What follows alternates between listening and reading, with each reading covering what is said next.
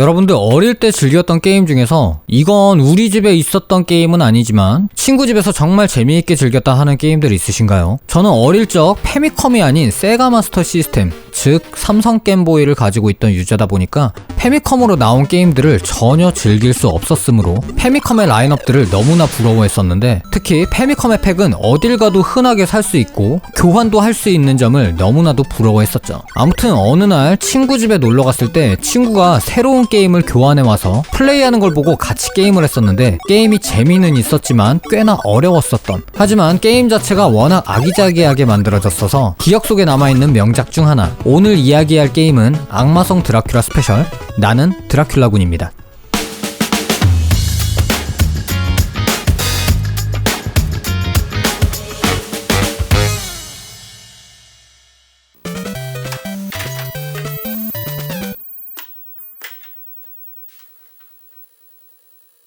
스토리는 1만 년 만에 깨어난 드라큘라군이 세계를 지배한 갈라모스를 물리치러 가는 내용입니다. 드라큘라군은 불꽃의 탄을 사용하며 롱맨처럼 차지 어택이 가능한데, 차지 어택을 사용하면 동전을 모을 수 있고, 동전을 많이 모으게 되면 스테이지가 끝난 후 보너스 스테이지에서 크레딧으로 사용할 수 있게 되죠. 첫 번째 스테이지는 크게 조심해야 하거나 막히는 구간은 따로 없습니다. 기껏 해봐야 낙사를 유도하는 발판 정도가 있는데, 플랫폼 액션 게임을 많이 해본 사람에겐 전혀 방해가 안 되는 난이도를 가지고 있죠. 진행 중에 톱니바퀴가 나와서 혹시 이 부분에 물리법칙이 적용이 되는 건가 했는데 딱히 그런 건 없었습니다. 그런 거 있죠, 돌아가는 톱니바퀴에 서 있으면 스르륵 뒤로 가는 뭐 그런 거. 근데 이 게임에는 그게 딱히 없어서 오, 이거 정말 아이들의 눈높이에 맞춘 난이도인데? 라고 생각했었습니다. 이때까지만 해도 말이죠. 첫 스테이지의 보스도 그렇게 크게 위험할 것은 없습니다. 애초에 우리 체력이 꽤 넉넉하기 때문에 차징샷만 열심히 맞춰준다면 꼬마 유령이든 아빠 유령이든 울려보낼 수가 있죠. 이 게임은 스테이지를 하나 클리어할 때마다 새로운 필살기를 하나씩 제공합니다. 그 중엔 유도탄도 있고 장렬탄, 박쥐변신 등등이 있는데, 게임 중에 정말 유용하게 쓰이는 이 유도탄은 1스테이지를 클리어하면 받을 수 있습니다. 이제 기본으로 나왔던 차징샷은 쓸 일이 없을 것 같네요. 그러고 보니 어릴 때 이 유도탄을 써본 적이 없는 것 같은데 왜 그랬을까요? 셀렉트 버튼 한 번만 누르면 바뀌는 건데. 그래서인지 어릴 때는 이 2스테이지의 롤러코스터 구간이 너무 어려웠습니다. 페미컴 성능 한계상 프레임 드랍이 있음에도 불구하고 낙사를 면할 수가 없었는데, 이 유도탄으로 저 두 녀석을 견제하지 않으면 꽤나 난이도가 극악무도해지죠. 아무튼 3스테이지까지는 그렇게 막히는 구간은 없습니다. 물론 곳곳에 낙사의 위험은 도사리고 있지만 매운맛 게임의 대명사 코나미 게임이잖아요. 이 정도는 매운맛도 아닌 거죠. 하지만 4스테이지부터 슬슬 난이도가 삭막해집니다. 얼음 스테이지다 보니 당연하게도 바닥에 미끄러운 건 예상했는데, 여기 빙하가 오르락내리락 하는 곳의 타이밍이 정말 1초만 늦어도 물에 빠집니다. 아 맞다, 근데 아까 박쥐 변신술을 얻었지? 여길 이걸로 넘어갈 생각을 왜 못했을까? 스테이지 중반엔 누가 봐도 박쥐 상태로 지나가야 하는 곳이 나오는데, 아까의 판정과는 달리 이제는 가시에 부딪히는 순간 바로 라이프 하나가 날아갑니다. 여기서부터 난이도가 장난이 아닐 거라는 걸 알려주는 것처럼. 그리고 가끔씩은 적과 충돌을 안 했는데도 에너지가 깎이는 경우도 생깁니다. 보세요, 슬로우로 봐도 머리카락 한 올 안 스쳤는데 도대체 히트박스가 어디 있는지 참. 그러고 보니 보너스 스테이지를 소개 안 드렸는데, 이 게임에는 총 4개의 보너스 스테이지가 존재합니다. A. 옛날 문방구 앞에서 많이 본 듯한 메달 게임기 형식의 게임. B. 일본의 행사장 같은 곳에서 심심치 않게 뽑을 수 있는 구슬 뽑기. C. 무용수의 언더웨어 색깔 맞추기. D. 해적 룰렛 게임. B와 D는 정말 본인의 운빨을 믿어야 하는 게임이다 보니 우리가 할 수 있는 게 그렇게 많지 않습니다. 그냥 동전 떨어지기 전까지 보너스를 최대한 많이 받길 바라볼 뿐이죠. A 같은 경우는 동전 4개를 최대한 분산해서 배팅을 하는 게 베스트인 듯 합니다. 저 룰렛이 0에만 안 걸리면 뭐라도 얻기는 얻을 수 있으니까요.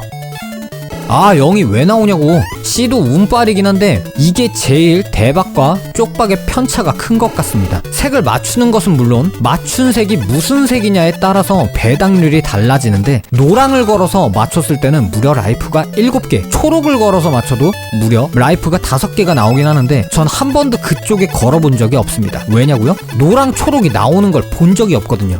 이거는 배팅을 거의 이거 흰색 아니면 빨강에다 걸어야 돼요.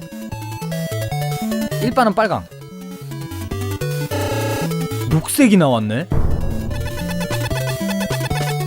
아무튼 운이 좋으면 보너스 스테이지 한 번에 라이프 5개 정도 얻어가는 경우도 생겨서 어린아이들이 원 없이 게임하라고 이렇게 넉넉하게 주는 건가 싶었는데 사실은 그런 게 아니었죠. 앞으로 나올 스테이지들을 깨나가려면 수없이 라이프가 갈려 나갈 거라는 걸 이땐 몰랐습니다. 5스테이지는 뉴욕을 배경으로 하고 있는데 도중에 오토 스크롤이 되는 지하철 구간이 나오는데 여기 또한 어렵습니다. 특히 드라큘라 군의 발이 느리다 보니 열차 뒤로 밀려서 데미지를 입지 않기 위해선 이동할 때 계속 점프를 뛰면서 가야 합니다. 그리고 드디어 5스테이지의 보스전. 이 보스는 어떻게 공격을 하나 할 때쯤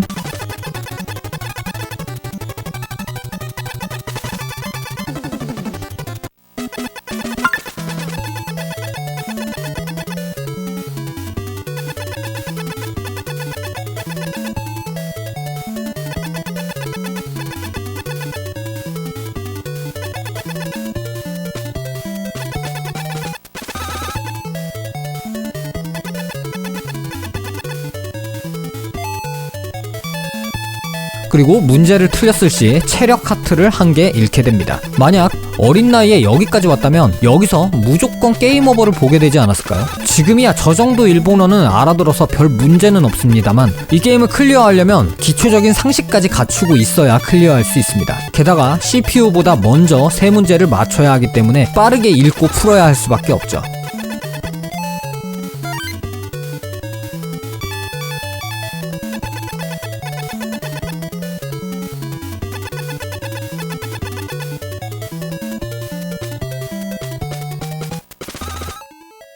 사막 배경의 6스테이지에 왔습니다. 여기 또한 클리어가 만만치 않은데 처음 플레이하는 사람들에겐 꽤나 어려울 듯한 기믹들이 많죠. 일단 피라미드 안쪽에 들어오면 무너지는 다리와 위에는 가시함정, 그리고 앞으로는 해골이 하나 날아오는데 조금이라도 늦으면 바로 낙사입니다. 여기를 클리어하는 방법은 크게 2가지. 차징샷을 정확하게 딱 맞추고 바로 통과하거나 아니면 아주 정밀한 컨트롤로 살짝 점프해서 뛰어넘거나 그 뒤에도 따라오는 철구라던가 무너지는 천장이라던가 아무튼 뒤돌아볼 시간도 없이 촉박합니다. 그리고 보스는 투탕카멘인데 거품 공격을 한 번이라도 맞으면 바로 낙사이기 때문에 웬만해선 장렬탄으로 선제 공격을 때려서 스턴을 계속 걸어줘야 합니다. 공략법을 알아내면 비교적 쉬운 보스지만 그 방법을 알아내기 전에는 꽤나 답이 안 나왔던 보스이기도 하죠.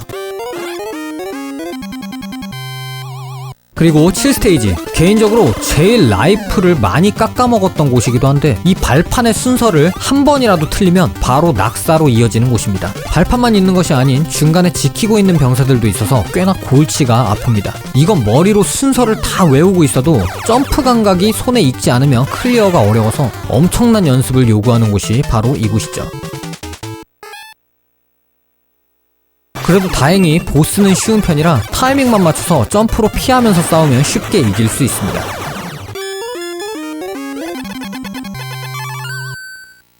(8스테이지는) 그나마 아까 우주선에서 발판 뛰는 거에 비하면 양반입니다. 다만 보스전이 살짝 피지컬을 요구하는 녀석이라 체력을 어느 정도 아껴놓고 가야 해서 최대한 안 맞고 보스전까지 가야 이기기가 쉽습니다. 대망의 9스테이지, 여기는 페이지가 무려 4개나 나옵니다. 처음에 나오는 용을 무찌르면 필드 스테이지가 나오고 그 다음에 중간 보스, 그리고 마지막 보스, 이걸 실수 없이 한 큐에 깨면 엔딩입니다. 만약 라이프를 잃으면 다시 9스테이지 처음으로 돌아갑니다. 네, 이 스테이지는 체크포인트가 없습니다. 겨우겨우 게임의 공략법을 알아갈 때쯤 보통 이 화면을 마주하게 될 겁니다. 아, 이제 진짜 깰 수 있을 것 같은데 컨티뉴 한 번만 더 해봅시다. 뭐야, 하트 다 어디 갔어? 그렇습니다. 이 게임은 컨티뉴 하면 체력바가 다시 디폴트 값으로 바뀌는데 어렵게 끝판까지 와도 게임 오버를 보게 되면 체력을 3개로만 싸워야 하므로 난이도가 다시 상승합니다. 근데 여기까지 왔는데 이 게임을 체력바 얻기 위해서 다시 처음부터 하는 건 오버 같고 그냥 한번 깨봐야겠습니다. 아, 한 대 맞았다. 아, 또 한 대 맞았다. 이제 맞으면 안 되는데. 어찌되었든 볼트너트 보스도 잡았고 이제 갈라모스만 남았습니다. 이 보스가 막판 보스 치고는 패턴이 단순하긴 하지만 마냥 쉽다고 볼 수는 없는 게 피격받는 범위도 좁고 타격할 수 있는 시간도 좀 짧습니다. 갈라모스가 불을 내뿜으려 입을 벌리는 순간에 타격을 해야 하는데 저 레이저와 불꽃이 내려오는 틈새 말고는 안전지대가 없어서 정말 몇 픽셀 차이로 승부의 희비가 엇갈리기도 합니다. 그렇게 아주 미세한 컨트롤을 해야 하므로 패드를 거의 클릭하듯이 눌러줘야 하죠.